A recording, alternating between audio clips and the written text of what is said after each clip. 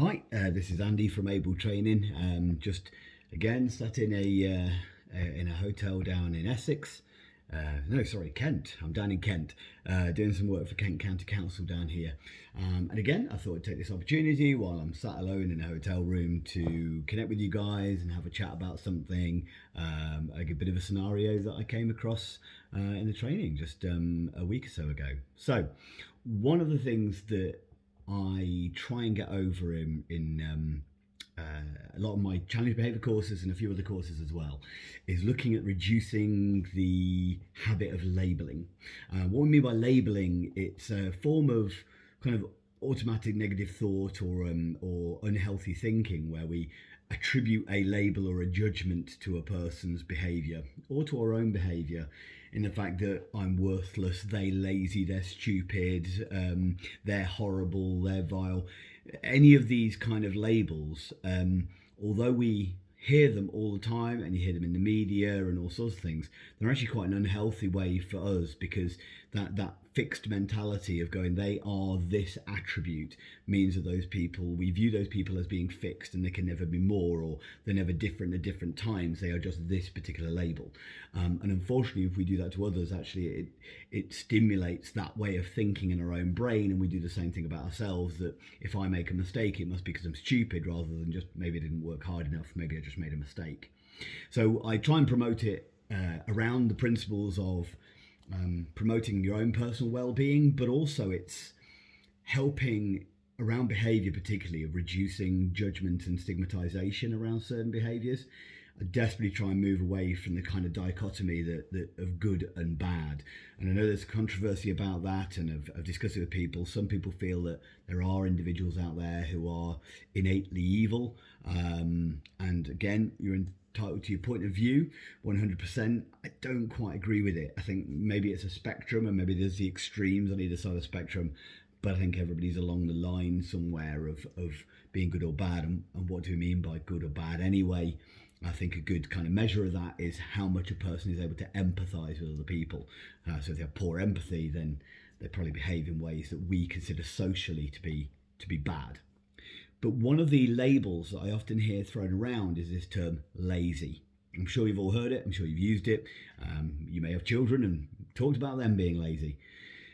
But I think when we're talking about the principle of lazy, we often work from the principle or the mentality that lazy is the abnormal, that hard working is a default, and lazy, if a person doesn't work, or a person doesn't get up in the morning, or a person doesn't do things for themselves, that laziness is they are abnormal.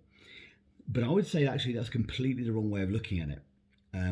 I would say that lazy is the default and hard working is the abnormal. Now, bear with me for a second. Human beings are innately lazy. If we can find a quicker and easier route to get from A to B, we take it all the time. A prime example of this I always bring up is parents picking their kids up from school. I don't think they could get their car closer to the school if they tried.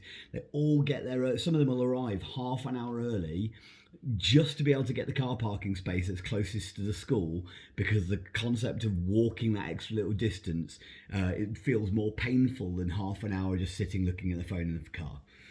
Think about all the progress we've made as far as technology, where we've made lives easier and easier and easier for ourselves to do certain things. Okay, so whether it be remote controls, where nobody, when remote controls came out for TV, started complaining that, well, I like standing up and pressing the buttons. Look at the success of things like Uber Eats and Deliveroo, where now we can kind of just scroll using our thumb and we can order food, no cooking required. Okay, so human beings genuinely like finding nothing to do. This is another example. We reward ourselves with laziness as well. Think about when people are looking forward to holiday, when they're going, I'm looking forward to just sitting by a pool and doing nothing all week. So laziness is the reward we give ourselves. Now, if we could get that reward all the time, why wouldn't we take it?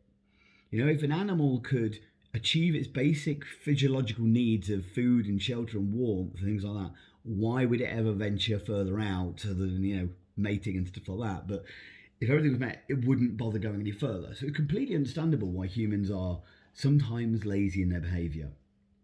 By shifting this mentality, though, to that lazy is the default and hardworking is the abnormal, it helps us to create a better question. Rather than going, why is that person lazy? We can start looking at, well, why does anybody work hard? What are the benefits of working hard?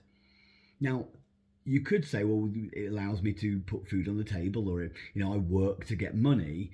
And I think that's one reason that people work. But there is ways of manipulating the system of, getting passive income, or even manipulating kind of benefits, stuff like that, to potentially, though it may not be enough, to survive on money without getting up, without getting out of the house. Okay. So why do anybody ever do any more? Because there's lots of things we get from work and hard work that isn't just about the money, isn't just about one particular thing. I don't work for the money. I do it because I love what I do. I have a passion about teaching. I have a passion about understanding behavior. I feel pride from being able to provide for my own family and the people that I love. It's been ingrained as far as scripts from my parents and my grandparents to kind of work hard. Owning your own business is a thing that's run in my family. So my granddad was a business owner, my dad was a business owner, I'm a business owner, my sister's a business owner. That entrepreneurship is something that's a script that's been brought down through the generations within the kind of Baker lineage. So we've got those other reasons that we work, and I think this is a thing that people get stuck on. So not everybody goes to the gym for the same reason.